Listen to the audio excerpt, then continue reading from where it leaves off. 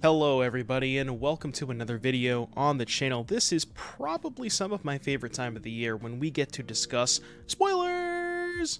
The new set is out. It feels like we just had Lord of the Rings not too long ago. And today what I'm going to do for you is I'm going to discuss a lot of cards that I see very appealing. This might be a little bit longer. I think I have about roughly 20 cards that I want to go over here. We're not going to spend as much time on some of them. They're in no particular order. I don't want to do like a top 10 or like top 10 for Modern, top 10 for Pioneer, just kind of like cards that when I looked at the official spoilers that kind of caught my eye and like, ooh, we can do something with that. And the first one you see on your screen here is a one that has been talked about quite a bit over the past couple of weeks, and that's Agatha's Soul Cauldron. So, it's got a lot of words on it, but it is a 2-mana artifact. It says you can spend mana as though it were mana of any color to activate abilities of creatures you control. Creatures you control with +1/+1 counters on them have all activated abilities of all creature cards exiled with the Cauldron, and you could tap to exile a card from your graveyard, and if it's a creature, you get a counter on a creature you control. So, and I did confirm this with a couple of judges, the card that we are trying to pair this with the most is Grist, the Hunger Tide, which happens to be a creature in every zone that's not on the battlefield. So not only can you exile it to, well, you can exile it to the Cauldron, but it counts as a creature when exiled to the Cauldron, so now all of your creatures with +1/+1 counters on them have all of the abilities of Grist. Now, I did check with the judge to make sure this works. Let me in the comment section below if I'm just like completely off on this, but I'm fairly certain that even if your creature, like if you have a creature with a +1/+1 counter and it doesn't have loyalty, you can still activate the loyalty abilities of Grist. So let's say you have like, I don't know, 2 Strangleroot Geist with counters on them, you now have 2 additional copies of Grist, and they're not legendary because their name is still Strangleroot Geist. So that's kind of the idea here. There's an infinite combo with a card called Metallic Mimic, where, pull up Metallic Mimic for you. I think this might be a bit too out there. So it's basically the important line of text is each other creature you control of the chosen type enters the battlefield with an additional counter on it. So it's a way to like keep playing creatures that get counters. You make insects. So you name insect, you Grist uptick, make an insect. It has a counter. It has the Grist abilities. You can keep going from there. I think that's a little too deep. But I will say, I'm not 100% sure that Soul Cauldron has a place in Yawgmoth specifically. The deck is kind of tight, and it needs a lot of creatures to function with a Court of Calling and Eldritch Evolution. But I think it potentially could be some kind of, like, maybe insect strategy that is just Soul Cauldron and Grist in ways of, like, Turbo Milling Grist. Or you could also pair it with the Slivers. There's like a Slivers deck where if all of your creatures are not Slivers, the Changelings, excuse me. If all of your creatures are Changelings, they're all insects for Grist. So you could maybe do something there. I don't think you want to play it in pure Yawgmoth, but just, this is on the table. It's a really unique card and could see some play. Next up, just a quick note here, back for seconds. So this is 2 and a black sorcery. Bargain, which is the new ability, which is it's essentially like Kicker, where you can sacrifice an artifact, enchantment, or token as you cast the spell, and you get a bonus. And it says return up to 2 target creature cards from your graveyard to your hand, and if you bargain it, you can put one of those with mana value 4 or less onto the battlefield. So if you, say, sacrifice a food, or a clue, or a treasure, or whatever random token, you get 3 mana for a reanimate that's something that's 4 or less, and return any creature from your graveyard to your hand. So it's just a straight up 2 for 1, assuming that you got the token for free, which most of the time you were going to. I don't know if this is like something you might want to explore in Rakdos Sacrifice, like rebuy Mayhem Devil and then put like a Blood Tithe Harvester in your hand. I could see something like that, but I don't know. I'm going to have to play with this one. It seems potentially pretty powerful, like 3 mana for a straight up 2 for 1 that also puts 1 onto the battlefield. Something worth keeping in mind, and, I do have a lot of Pioneer testing coming up for the regional championship in Atlanta, so something that I might want to look out for, and, that deck has no shortage of random artifacts or tokens in the battlefield. Next up, I think maybe my favorite, I don't know if it's necessarily my favorite card in the set. I'll tell you that one later, but this one's up there. So, Baluna Grand Squall. For those of you who may remember Savage Knuckleblade, which we'll get up on the screen here in a second, it's got some vibes to the Knuckleblade. which was kind of a memed card forever because, you know, this is the first time they printed a card that was, you know, 3 mana for this much stats and this many abilities. And, you know, the Baluna Grand Squall has some similarities, but it's green, blue, red for a 4/4 trample, and it says permanent spells you cast that have an adventure cost 1 less to cast. And then the adventure part is Seek Thrills, which is 2, blue, red, green, instant, mill 7, then put all cards that have an adventure from among the milled cards into your hand. Now, most of the time, I don't think you're going to be casting the Seek Thrills part of this. What I mostly want to play this for is just the stats. This is just so much numbers for a 3-drop, again, similar to the Knuckleblade, but 3 mana, 4/4 trample that gives you a, like, I'm not going to say unconditional because it's only adventure permanents, but, like, imagine a curve of, like, there's a couple of ways you can do this. So I'm thinking Temur Adventures in Pioneer, where you have a lot of powerful adventure creatures like Brazen Borrower, Lovestruck Beast, and Bonecrusher Giant, all of which get discounted by this. You could go turn 1 Elf, turn 2 Baluna, and then turn 3, assuming your Elf didn't die, which maybe is a Pipe Dream in Pioneer, but you have 4 mana, and you can just play a Bonecrusher and a Lovestruck Beast, or a Bonecrusher and a Brazen Borrower, any combination of 2 of those. So, I think that could be potentially powerful. You know, we've kind of have the entire set. There's a couple adventures in this set, but none nearly as powerful as Bonecrusher and Lovestruck Beast. But I think there's definitely a base there, and there might be something worth cooking. I'll definitely be trying this one out. I don't really think it's going to sniff Modern, but for sure Pioneer, I definitely will be spending quite a few play points on the Baluna Grand Squall. Beseech the Mirror is up next. This one has gotten quite a bit of hype over, you know, ever since it was spoiled. I don't have a ton else to say. I think this card is potentially powerful in the mono black Coffers deck in Modern. So just read it real quick. So it's black, black, black, 1, bargain. Again, you could sack an artifact or enchantment or token, and then you search for a card, exile it, then shuffle. If it was bargain, you can cast the spell if its mana value is 4 or less. Otherwise, you put it into your hand. So it works very well with Karn the Great Creator, Shieldred the Apocalypse, the One Ring, so on and so forth. It's even like if you need to get a removal spell if you're in a tight spot against an opposing Shieldred, you can get, like, I don't know, like a Go for the Throat or Fatal Push or something like that, because you have Revolt, given that you bargained it, assuming you bargained sacrifice an artifact or token. And even if you have nothing to sacrifice, just 4 mana, search for a Shieldred, a Ring, or a Karn, it's pretty good consistency. So I think this card will definitely see play in some numbers in the mono black Coffers deck in Modern. Outside of that, not really sure about the viability, but good one for that deck for sure. Okay, hear me out on this one. This is a bit of a stretch, but this is Devouring Sugar Mop. So 2 black black, 6/6 Menace Trample. At the beginning of your upkeep, you may sacrifice an artifact, enchantment, or token, so similar to the bargain stuff. If you don't, tap it. Okay, cool. We've seen cards like this. You know, we've seen the most close example that I can think of is Desecration Demon, which, to be fair, was a powerhouse in its standard format. Different context, but you know, it's a little bit different because your opponent controls the demon and you control the Sugar Mop, but similar vibes. And then the adventure part of this is colorless and a white. Instant, that's important. Make a 1/1 human and a food token. Pretty, you know, innocuous seeming card. But 2 mana, instant, 2 permanents on the battlefield. Those numbers alone seem like they could be good enough stats to see like Pioneer level play. I don't know exactly what the rest of the deck looks like. So there's some black-white sacrifice payoffs. There's like a couple of creatures. The ones that I can think of are, I think it's Devout Something and Hunted Witness, which are like white 1/1s when they die make a 1/1. I think there's 2 versions of that in white. So you could play stuff like that. You could play, you know, this card would certainly be a part of that. You could even play like Cartel Aristocrat. There's black-white cards that lose your opponent life when a creature dies. You could play stuff like that. I can't remember the name of them, but there's maybe a recipe for some of that. And again, another card that I'll probably try at some point. And I mean, to be honest with you, it's a bunt cake with fangs. Like the art looks sweet. It's a really, really sick card. Next one I want to throw at you guys here is Elusive Otter. So I posted this one on Twitter when it got spoiled. I think it was by Channel Fireball. This is blue for a 1/1 prowess.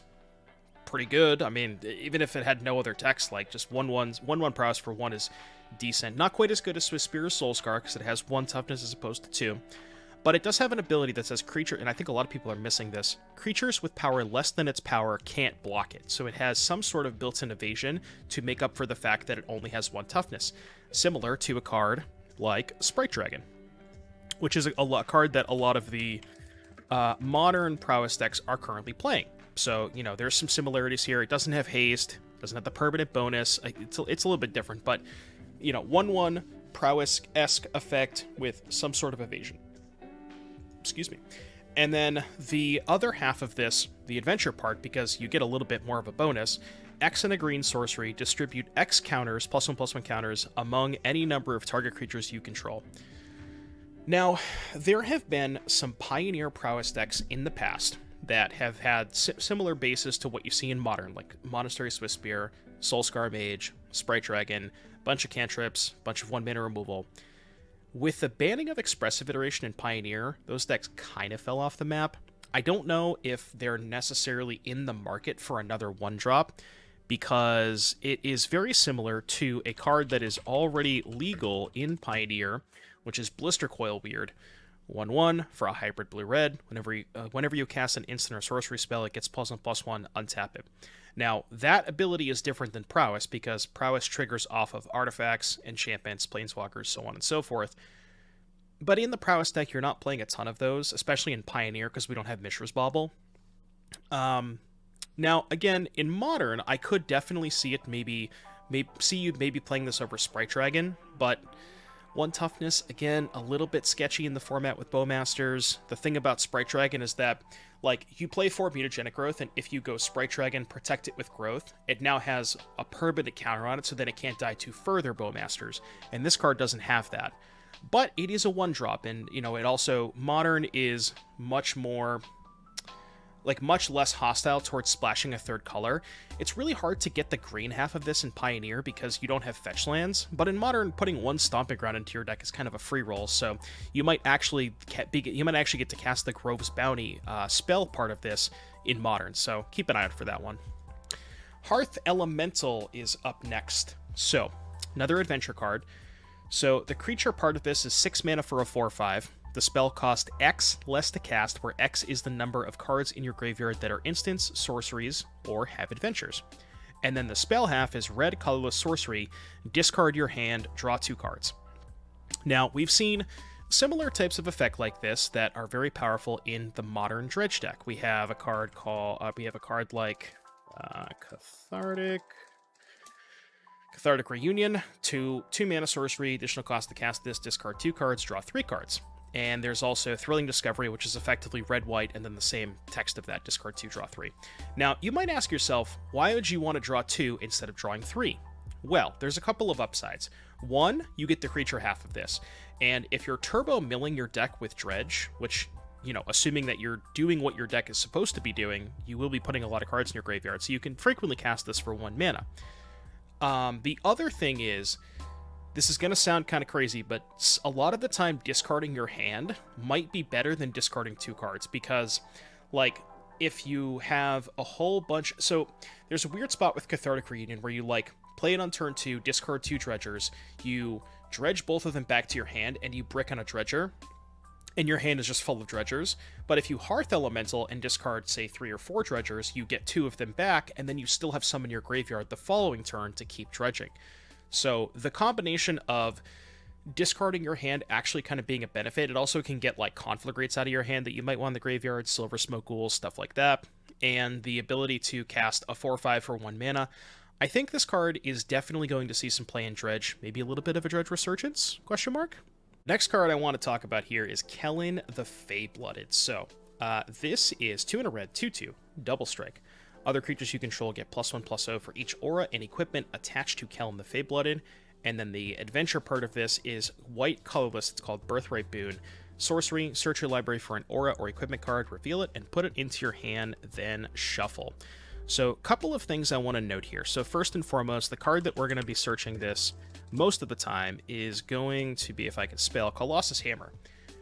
I have tried so many times to make a Colossus Hammer deck in Pioneer work because we do have Sigarda's Aid, and we do have a lot of kind of the other payoffs for those. We have, you know, trying to think of what else, but basically there's, yeah, I'll just show Sigarda's Aid on the screen real quick for those of you who may not remember what it is.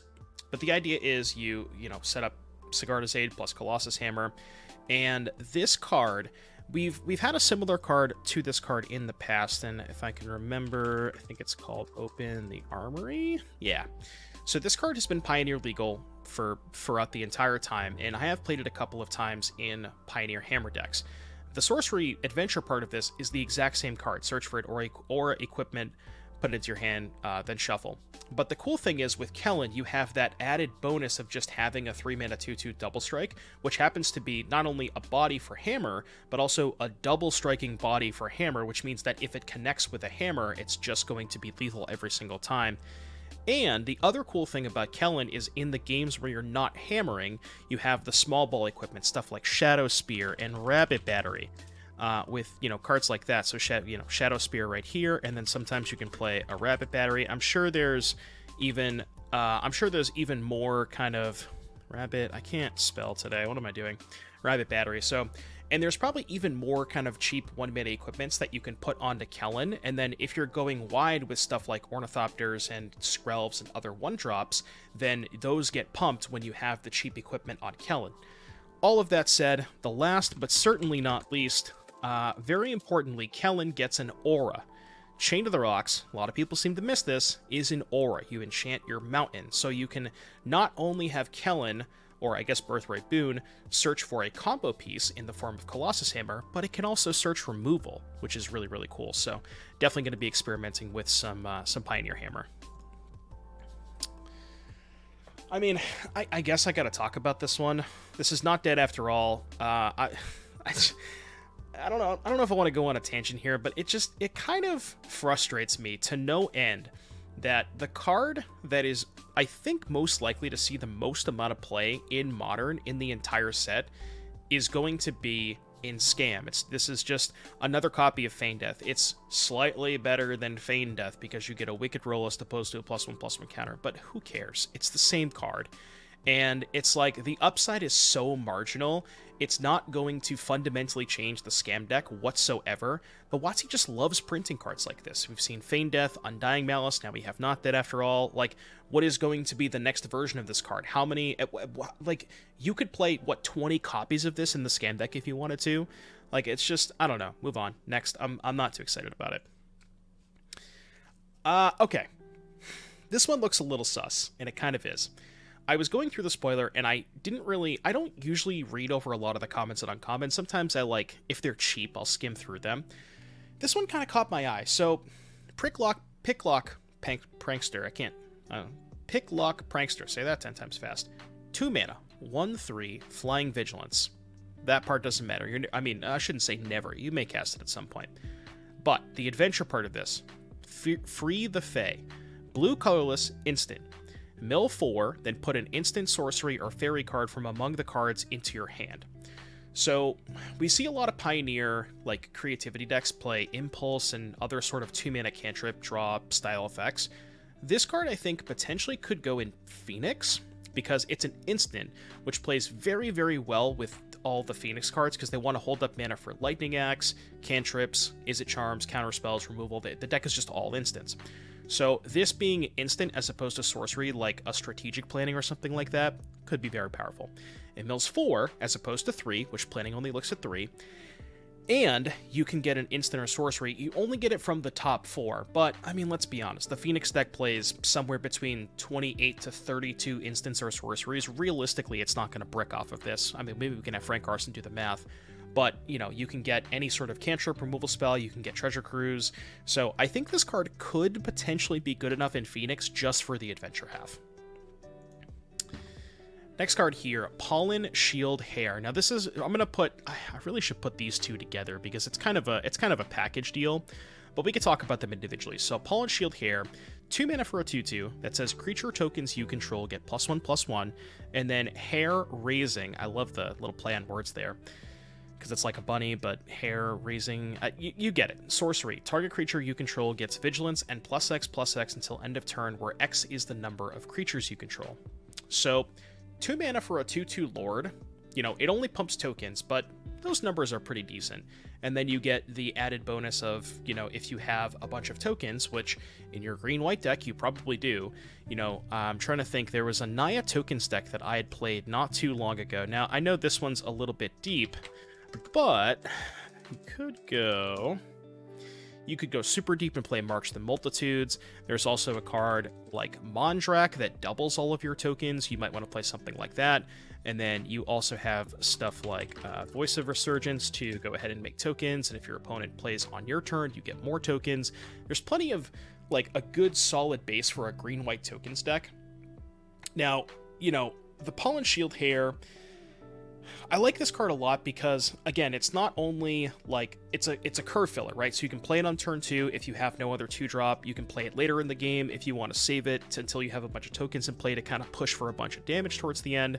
The fact that you can give something like, you know, if you have a bunch of tokens, just the hair raising part of it's pretty good. You can like 3 mana, you can play it to pump one big thing, and then maybe you pump a non-token, and then play the hair raising to pump all of your tokens up. So your opponent's kind of put in this weird position where, like, do I kill the hair and prevent the damage from the tokens? Do I kill the one big thing and let the hair in play? So a lot of cool things going on with the hair, and I think there could definitely be a green-white tokens deck in Pioneer. Now, the next card I want to discuss here is Questing Druid. So this is 2 mana, 1/1. Whenever you cast a spell that's white, blue, black, or red, put a +1/+1 counter on it. Not the greatest stats, right? 2 mana for a 1/1. It only, so even, worth noting, even if you cast a gold spell with this, you only get 1 counter. Even if you, say, played a 4-color card that's all 4 of those colors, you only get 1 counter. But the cool part about this card is the instant half. So Seek the Beast is red colorless, instant. Exile the top 2 cards of your library. Until your next end step, you may play those cards. Now, we've seen this type of effect before at sorcery speed, mostly on a card that the Pia deck of Pioneer has been playing, Reckless Impulse, and then Ren's Resolve, which is effectively the exact same card as Reckless Impulse.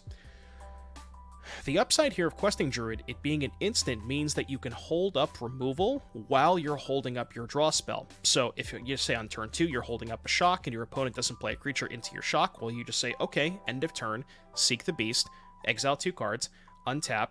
You can, like, say you exile a Pia and a land, you can just play the Pia, play the land, go from there. So I really think that there could be a combination like a Naya Pia deck, and that's why I want to go back to the Pollen Shield here, because I'll pull up Pia just for those of you who may not remember. Pia Nalar, Console of Revival. So there's a Boros Pia deck in Pioneer that plays Pia, Ren's Resolve, Reckless Impulse, Showdown of the Skulls to exile more cards. So it kind of works well in this shell because Pia makes tokens, Pollen Shield Hair pumps tokens. Also, Pia goes very wide, and it makes evasive creatures. So the hair raising part of Pollen Shield Hair works very well with the flying tokens, because you make a lot of them, and they have evasion. And then that combination of Questing Druid, again, Seek the Beast, exiling 2 cards, works very well with Pia. So I think the Pia deck might be evolving into more of a Naya deck with the Questing Druid and the hair, and I really cannot wait. That's going to be the deck that I probably am the most excited for to play in Pioneer, because I love the Pia deck so much, and I think that these cards are pretty noticeable upgrades, or, you know, at least worth splashing the 3rd color. The video is getting a little bit too long, but I think we got 5 left here, so it shouldn't be too much longer. But thank you all for, I hope you're enjoying the content. If you've made it this far into the video, drop a comment in the comment section down below. What's your favorite card so far? Right now, we have one of my favorites, Wrinkles Prank. So, 2 black sorcery. Choose 1 or more. Each player discards 2 cards, each player loses 4 life, each player sacrifices 2 creatures. This card, there has been a deck that has been popping up in Pioneer very, very recently that has been doing quite well in the prelims and leagues and all that stuff, and that's a mono-black Waste Knot deck, centered around a bunch of discard spells like Liliana the Veil, getting value off of Waste Knot, and making your opponent discard a lot of cards. And I think Wrinkles Prank just fits almost in perfectly with that deck. Because first of all, It doesn't play a lot of creatures, so that each player sacrifices 2 creatures. Most of the time is going to be one-sided anyways, because you're just not going to have creatures in play. You want your opponent to discard cards with Waste Not in play, and then the lose 4 life gets them closer to dead when you have stuff like Shieldred after the fact. So I think that Wrinkles Prank is extremely powerful, and it's also very modal, right? You don't have to choose all 3. If you're low enough on life, you just don't choose the lose 4. You know, we each discard 2, each stack 2 creatures. That's really, really powerful for 4 mana. Again, especially combined with stuff like Waste Not. So I could see this card making the Waste Not deck exceptional and a lot better in Pioneer. It is a 4-drop. It does compete with stuff like Shieldred, but, you know, it also just kind of works well with that, because one of your best follow-ups to, like, clearing the board, like, if you make them sack 2 things and they discard 2 cards, and you follow that up with a Shieldred, they're just down so many resources that it's going to be so hard for them to come back. So I think this card could potentially be very, very good. Next card I want to discuss, now, there's 5 creature lands. I'm not going to go over all of them. I'm going to go over the one that kind of interests me the most. That is Restless Bivouac. So, ETB tapped, tap, add red or white, and then colorless red-white, make it a 2/2 red and white Ox until end of turn. Whenever it attacks, put a +1/+1 counter on target creature you control, not just itself. ETB tapped creature lands, not that great. You know, the reason that Den of the Bugbear, Lair of the Hydra, etc. are so powerful is that they come into play untapped early when you need them the most, especially in the aggressive decks that have 1-drops like Llanowar Elves and the red 1-drops, so on and so forth. So enter the battlefield tapped is a little sus, but it's a dual land. It makes 2 colors, and I think this card, as far as the creature part is concerned, I think it's maybe comparable to Den because it costs 1 less mana. So Den is effectively 4 mana for a 3/2 and a 1/1 attacking. This is 3 mana for a 2/2 and a 1/1 counter. So 1 less power for 1 less mana. But the nice thing is it puts a counter on anything, not just itself. So in the Pia deck, you have, again, the flyers. Pia making flying tokens. This putting counters on flying tokens could be pretty good. I don't know that you could really ever play more than 1 copy, maybe 2 tops, but probably only 1 in the Pia deck. But I think the first copy of this is pretty free, so I decided to put it up there. Again, in your red-white aggressive deck, you're not going to want to play a ton of copies of this, but definitely could see the first copy being good. This is, I think, my favorite card in the set. So, the Goose Mother, also great art, by the way. X blue-green, 2/2 flying, enters the battlefield with X +1/+1 counters on it. When it enters the battlefield, create half X food tokens rounded up, and whenever it attacks, you may sacrifice a food. If you do, draw a card. So I think a lot of people are kind of misunderstanding this card. A lot of people are comparing this card to Hydroid Krasis. X blue-green, 0/0. When you cast it, you gain half X life and draw half X cards, round down, flying trample, enters the battlefield with X counters. Hydroid Krasis is more of a ramp payoff, right?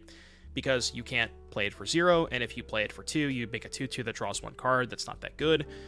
Think of the Goose Mother as the opposite, where the reason I think the Goose Mother is so powerful is you don't have to pay X. I think a lot of people seem to miss that part of X spells. X can be 0. So you can just play this on turn 2 for 2 mana for a 2/2 flyer, which, I mean, that's kind of not that bad as it is. Granted, you won't get any food tokens if you, if you pay X as 0, yeah, half of 0 is still 0. But I don't know, like if you play it on turn 3, you get 3 mana for a 3/3. It rounds up, so half of 1 would be 0.5 rounded up as 1. So 3 mana for a 3/3 flyer that makes a food, that's still pretty good. But you can also play it on turn 2 and then curve that into other cards that make food, which I will go ahead and show you. So we have, first of all, Gilded Goose, which I'm sure a lot of you are probably familiar with. Makes a food when it enters the battlefield. Then you have Trail of Crumbs, which is a card that has seen some amount of play in Pioneer in the past, mostly in like the Jund, Sacrifice, Food, Corvold decks. But it works very well with this because, say you have a curve of turn 2 Goose Mother, turn 3 Trail of Crumbs, 1 mana left over, you get the food off Trail of Crumbs, attack with the Goose Mother, sack the food to its ability, draw a card, and then pay the 1 mana for the Trail of Crumbs, which effectively means that you've drawn 2 cards. So you have that curve, and then the last card that I really think, one of the most underrated cards in Pioneer, it was absolute powerhouse in Standard, and it just has not seen the light of day in Pioneer, and that's Wicked Wolf. And I think the core of Goose Mother, Gilded Goose, Wicked Wolf, and Trail of Crumbs could potentially be really good. And then you still get if you want to splash for black for Cauldron Familiar, you can do that. You have Witches Up and Cauldron Familiar. There's just a really good shell of food cards, and I think the Goose Mother kind of ties the room together, and I cannot wait to play some food decks with these cards. All right, 2 left. Iron Crag. I'm gonna be real with you. There's only one line of text that matters on this card. That's it. That's the card. I honestly, the rest of this is kind of just whatever. But 2 mana for an artifact that taps for a colorless mana. We've never had this in Pioneer before. Unconditional 2 mana rock that makes a colorless mana. It's the first one. The card that I want to pair with this the most, for sure, is going to be Forsaken Monuments. And a lot of people have tried to make colorless Matters decks in Pioneer, but they're just missing exactly this, the Iron Crag, just some sort of 2-mana mana rock. Forsaken Monument is a really powerful card. If you can, ramp it out. 5 mana, give all of your creatures +2/+2, assuming you're playing all colorless. Whenever you make a colorless mana, you get an additional colorless, and whenever you cast a colorless spell, you gain 2 life. This card is a lot of stuff if your entire deck is colorless, which people have tried to do. So you have like the Eldrazi's, so you have Thought-Knot Seer and Reality Smasher, very powerful cards. You have Matter Reshaper as well. And then you also get to play you get to play good interaction. I guess I should put good in quotation marks, because you play, I'll put these up on the screen for people who may not know. You get to play Warping Whale, which sometimes people play in modern Eldrazi Tron decks. And then you also get to play Spatial Contortion. So these are kind of your removal spells that require colorless mana. So yeah, I mean, I'll definitely try out this colorless deck.